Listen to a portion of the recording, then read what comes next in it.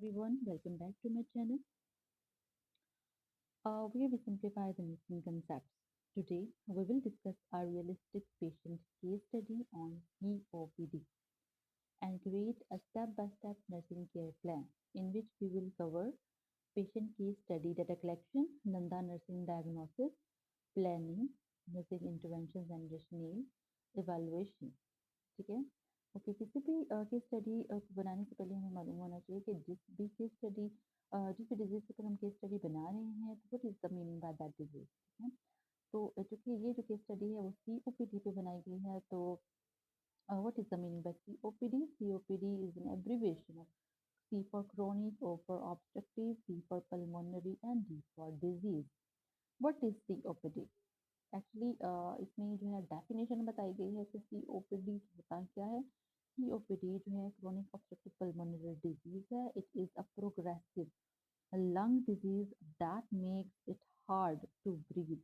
It includes chronic bronchitis and emphysema. ये एक ऐसी कंडीशन एक ऐसी प्रोग्रेसिव एक लंग की डिजीज है जिससे और जो है पेशेंट ब्रीद करना सांस लेने में दिक्कत महसूस करता है मुश्किल होती है उसको जो है सांस लेने में जिसके अंदर कुछ क्रोनिक ब्रोंकाइटिस शामिल होते हैं और एम्फाइसीमा भी शामिल होते हैं अगर हम कॉजेज की बात करते हैं कि what are the causes of COPD then smoking is the major cause of the COPD ठीक है the major and the more common cause of COPD exposure to the air pollution chemicals and dust and the most importantly genetics और ठीक है ये genetics की वजह से भी जो है सीपीडी हो जाता है जिसके अंदर अल्फा वन एंटीट्रिप्सिन डेफिशिएंसी शामिल है तो ये जो तीन है are the most common causes of the COPD ठीक है बच्चों अगर हम बात करते हैं symptoms of COPD what are the symptoms of COPD तो इसमें आ जाता है chronic cough with sputum production shortness of breath dyspnoea cyanosis blue skin due to low oxygen level ठीक है क्योंकि ऑक्सीजन का जो लेवल होता है वो कम हो जाता है तो जिसकी वजह से क्या है कि पेशेंट की जो स्किन है वो ब्लूइश होना स्टार्ट हो जाती है वीजिंग एंड चेस्ट टाइटनेस जैसे कि बहुत से पेशेंट्स में आप लोगों ने देखा होगा कि जब चेस्ट टाइटनेस होती है तो उनमें एक अलग ही तरह की आवाज़ जो है सांस लेते हुए आती है तो that called wheezing. So these were the symptoms of COPD.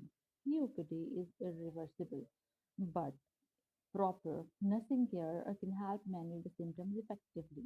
Okay, let's get to the point. Uh, Components of the care plan. As we know that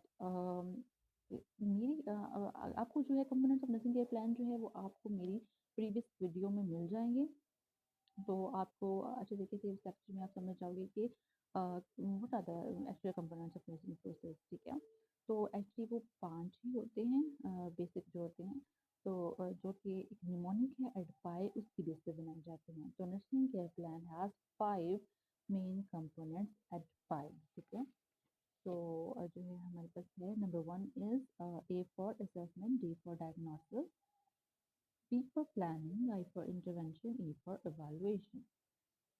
अब हम पेशेंट की केस स्टडी पे जाते हैं पेशेंट की स्टडी में सबसे पहले हम पेशेंट का डाटा लेते हैं पेशेंट का नेम लिखते हैं एज लिखते हैं बिकॉज ये पेशेंट ये जो डिजीज है ना वो ओल्डर एज के पेशेंट को ज़्यादा अफेक्ट करती है बिकॉज उसमें एक्सपोजर ज़्यादा होता है और उसमें स्मोकिंग ज़्यादातर जो स्मोकर्स होते हैं उनको हो रहा होता है ठीक है तो जो है कौन से होते हैं क्रोन डिजीज 65 ईयर्स की ही होंगे ज़्यादातर जेंडर मोस्टली मेल को जो है सीओपीडी के चांसेस ज़्यादा होते हैं medical diagnosis that is obviously COPD hospital admission reason क्या थी कि S O B worsening S O B कि वर्सनिंग शॉर्टनेस ऑफ ब्रेथ थी प्रोडक्टिव कफ थी उस पेशेंट को with the yellow sputum and fatigue के पेशेंट को येलो स्पोटम के साथ कफ हो रही थी और वो फटीग भी फील कर रहा था ओके तो हम ये जो केस स्टडी है उसमें 5 कंपोनेंट और नर्सिंग प्रोसेस के हैं हमको वन बाय वन देखेंगे तो नंबर 1 इज असेसमेंट जिसमें हम पेशेंट का डाटा कलेक्ट करते हैं जिसके अंदर 2 चीज़ें आ जाती हैं डाटा सब्जेक्टिव डाटा जो कि पेशेंट खुद रिपोर्ट कर रहा होता है और ऑब्जेक्टिव डाटा जो कि नर्स जो है वो ऑब्जर्व कर रही होती है और जो सब्जेक्टिव डाटा है उसके अंदर हम क्या लिखेंगे कि जो पेशेंट है अब वो खुद रिपोर्ट कर रहा है कि I have had a cough with thick mucus, कि मुझे जो cough है वो thick mucus के साथ आ रही थी, and I have difficulty breathing even while resting, कि जब मैं resting condition में होता हूँ तब भी मुझे सांस लेने में दिक्कत महसूस होती है। I feel extremely tired after walking, कि चलने के बाद मैं इंतहा किस्म का थक जाता हूँ, extremely tired हो जाता हूँ। I have been smoking for 30 years, कि मुझे 30 साल हो गए हैं स्मोकिंग करते हुए। तो ये तो वो डाटा था जो कि पेशेंट ने खुद रिपोर्ट किया है, सीओपीडी के पेशेंट ने खुद रिपोर्ट किया है, and that was a subjective data. अगर हम ऑब्जेक्टिव डाटा की बात करते हैं, ठीक है, डाटा कलेक्शन के अंदर व्हाट द नर्स ऑब्जर्व, जिसके अंदर क्या आ जाता है, कुछ वाइटल साइंस आ जाते हैं, मेडिकल हिस्ट्री पेशेंट की आ जाती है, फिजिकल एग्जामिनेशन आ जाते हैं, ठीक है बच्चों, और लैब टेस्ट आ जाते हैं, ठीक है। तो सबसे पहले हम देखेंगे वाइटल साइंस, जैसे पेशेंट नर्स ने क्या ऑब्जर्व किया जब पेशेंट सीओपीडी का उसके पास आता है, तो उसने क्या ऑब्जर्व किया, तो वाइटल साइंस में क्या जाता है कि पेशेंट का जो रेस्पिरेटरी रेट था वो 28 बीट्स पर मिनट था, कि वो टैकपिनिया में था, कि नॉर्मल से बढ़ चुका था, ठीक है, 28 बीट्स पर मिनट, वो उसको टैकपिनिया हो रहा था। जब उसने हार्ट रेट ली तो उसकी जो हार्ट रेट थी वो भी नॉर्मल से बढ़ चुकी थी, वो टैकिकार्डिया में था, 102 बीट्स पर मिनट, ठीक है। बच्चों ये चीज़ याद रखनी है कि जो ऑब्जेक्टिव डाटा होता है उसके अंदर हम लोग हमेशा नर्सिंग या मेडिकल टर्म्स यूज़ करते हैं, जैसे कि आप देख रहे हो टैकपिनिया, टैकिकार्डिया, ठीक है। ब्लड प्रेशर की बात करते हैं तो 130/80 mmHg थी, and spontaneous oxygen oxygen saturation जो थी वो 86। अब देखिए ये नॉर्मल से बहुत ज़्यादा कम है, तो जिसकी वजह से क्या है कि ऑक्सीजन रेशो कम हुई तो वो साइनोसिस में पेशेंट चला गया, ब्लू स्किन डिस्कलरेशन स्किन हो गई, ठीक है। तो 86% है ऑन रूम एयर, ये तो वो डाटा है जो कि पेशेंट नर्स ने खुद लिया है पेशेंट से, उसके वाइटल साइंस का डाटा था, ठीक है बच्चों। और अगर फिर उसके बाद जो है नर्स जो है वो दूसरे नंबर पर क्या कर रही है, फिजिकल एग्जामिनेशन उसने किया। फिजिकल एग्जामिन करने से उसे क्या मालूम हुआ कि पेशेंट साइनोसिस था, कि वो उसकी स्किन ब्लूइश हो चुकी थी due to deficiency of oxygen, and वो व्हीजिंग कर रहा था, ठीक है। एक अलग तरह की नॉइज वॉइस जो है वो निकाल रहा था जब वो सांस ले रहा था during breathing. Use of accessory muscles for breathing, की सांस लेते हुए उसने एक्सेसरी मसल्स को यूज कर रहा था due to difficulty in breathing. फिर उसने जो डायग्नोस्टिक टेस्ट देखे उसके हिसाब से चेस्ट एक्सरे में क्या था, hyper inflation of the lungs, के लंग्स की हाइपर इन्फ्लेशन हो चुकी थी, हाईली इन्फ्लेटेड हो चुके थे, ठीक है। एबीजी जब करवाए गए तो पता चला कि पार्शियल ऑक्सीजन सेचुरेशन जो है 65 mmHg, and partial carbon dioxide level जो थी वो 55 mmHg थी, जो कि रेस्पिरेटरी एसिडोसिस में था पेशेंट, ठीक है। एंड पल्मोनरी फंक्शन टेस्ट जब करवाया गया तो इससे क्या मालूम हुआ कि FEV1/FVC रेशो जो थी वो लेस देन 70% थी, ठीक है, नॉर्मल से लेस, बहुत कम थी। तो ठीक है, ये तो था हमारे पास number one assessment data collection. जब हम मूव करते हैं second component of nursing process के, तो वो है नर्सिंग डायग्नोसिस, ठीक है।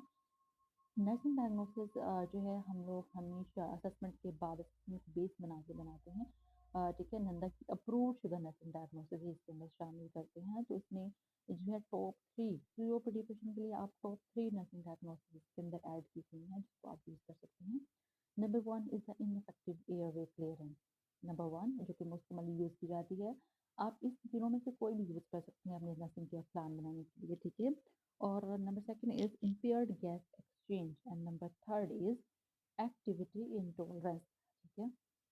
अब हम लोग देखेंगे कि किससे रिलेट कर रहा है और इसका एविडेंस क्या है। Ineffective airway clearance related to excess mucus production, weak cough as evidenced by wheezing, crackles, productive cough।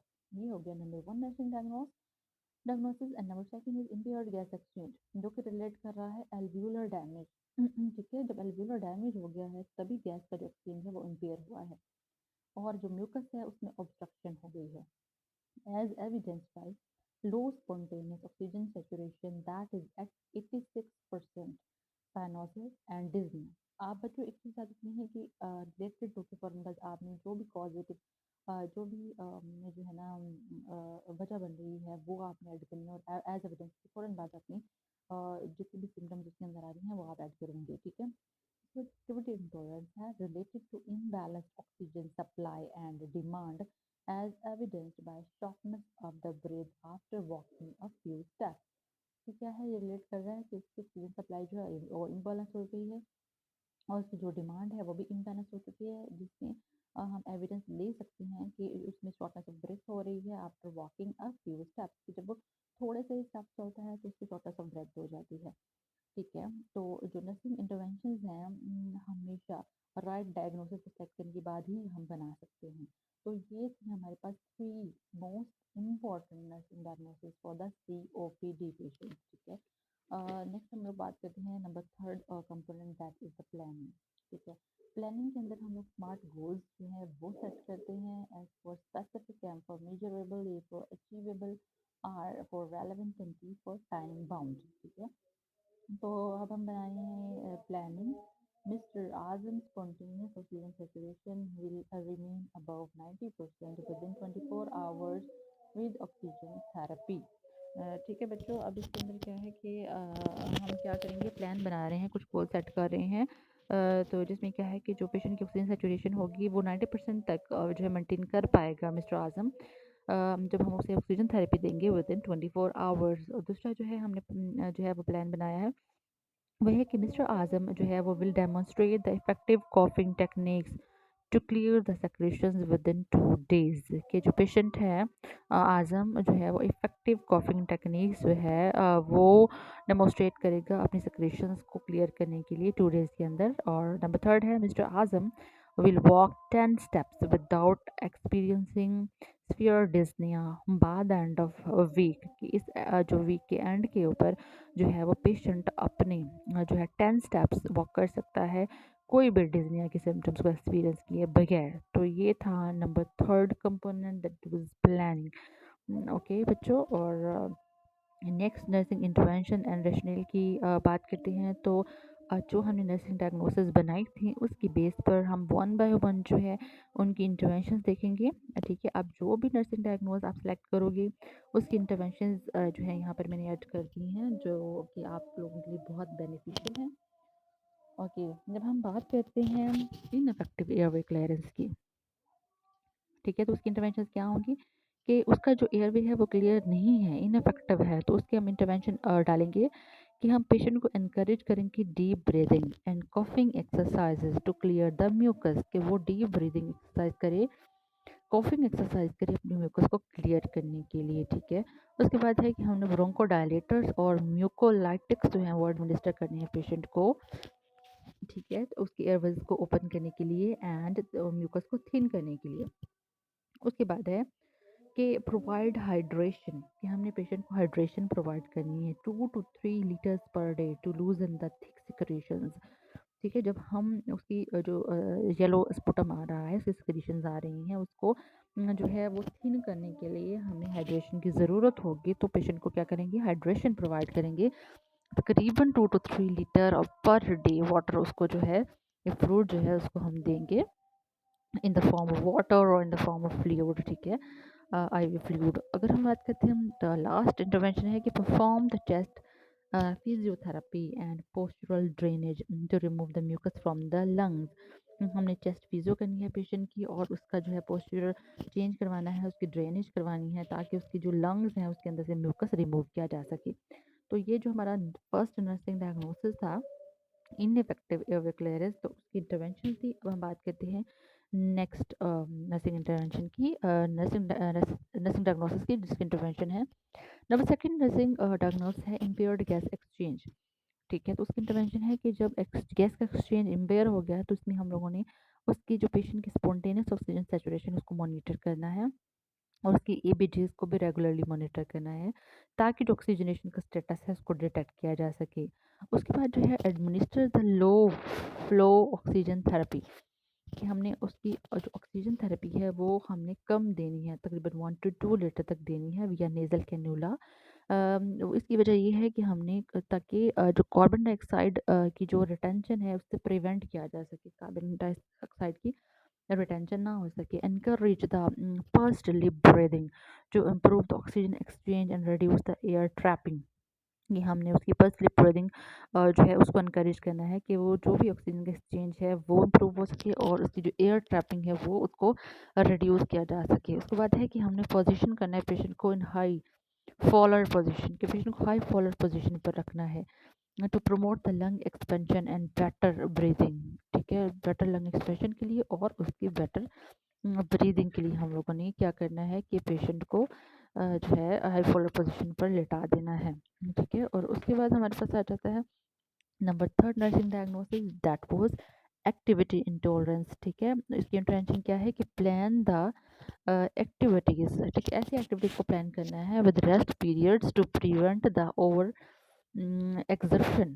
ठीक है, कि ऐसी रेस्ट पीरियड में ऐसी एक्टिविटीज पेशेंट को इनकरेज करनी है कि वो ओवर एक्सर्शन से प्रिवेंट बचा रहे। Teach the energy consuming techniques that help to maintain the daily function, कि हम लोगों ने एनर्जी कंजर्विंग टेक्निक उसको जो है ना पेशेंट को वो टीच करवानी है ताकि वो डेली फंक्शन को मेंटेन कर सके। और हमें एडमिनिस्टर करनी है bronchodilators before activity that improve the lung function before exertion. ठीक है, कि कोई भी हम एक्टिविटी जब हम करवाने लगेंगे तो उससे पहले हम लोगों ने लंग फंक्शन को इम्प्रूव करने के लिए हमें ब्रोंकोडायलेटर भी एडमिनिस्टर कर देनी है पेशेंट को।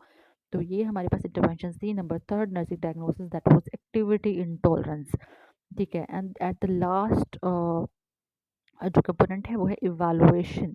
इवालुएशन के अंदर हम लोग देखते हैं कि जो हमने इंटरवेंशन की है दर वो इफेक्टिव थी या फर्दर मॉडिफिकेशन की ज़रूरत है। तो इसमें क्या है कि जो स्पॉन्टेनियस ऑक्सीजन सेचुरेशन है remains above 90% with oxygen support, कि पेशेंट की और जब ऑक्सीजन सपोर्ट प्रोवाइड की गई तो उसकी जो स्पॉन्टेनियस ऑक्सीजन सेचुरेशन थी वो 90% तक उसने मेंटेन कर लिया। और पेशेंट जो है ना वो इफेक्टिवली क्लियर कर रहा है सिक्रेशंस को विद कॉफिंग, कि जब वो कॉफिंग कर रहा है ओपन पर्स्ट लिप एक्सरसाइज कर रहा है तो उससे क्या है कि सिक्रेशंस जो है वो क्लियरली और इफेक्टिवली जो है वो क्लियर हो गई हैं। और patient tolerates the mild activity with minimal shortness of breath. ठीक है, कि वो पेशेंट जो है वो हल्की सी एक्टिविटी जो है माइल्ड एक्टिविटी को जो है वो टॉलरेट कर रहा है और उसकी ब्रेथ के ऊपर भी कोई ज़्यादा असर नहीं पड़ रहा है, इनकी शॉर्टनेस ऑफ ब्रेथ नहीं हो रही है, with minimal shortness of breath है। No signs of respiratory infection और वार्निंग सीओपीडी सिम्टम्स, की कोई भी रिस्पायरेटरी इन्फेक्शन के सिम्टम्स नहीं है और साइंस नहीं है और सीओपीडी की वर्सन होने की चांसेस भी नहीं है। ठीक है, अगर ये आउटकम्स जो हैं हम लोग मीट कर लेते हैं तो क्या है कि हमारा जो केयर प्लान हमने सीओपीडी के लिए बनाया है वो इफेक्टिव होगा। So students, if you like my video please do not forget to subscribe my channel, like my video, please share my video and please suggest me कि मैं अब नेक्स्ट जो नर्सिंग केयर प्लान है वो किस disease के ऊपर हमें बनाना चाहिए। ठीक है, और कोई भी क्वेश्चन है तो आप जो है कमेंट सेक्शन में आप ड्रॉप कर सकते हैं एंड इंशाल्लाह I will reply that. Thank you very much.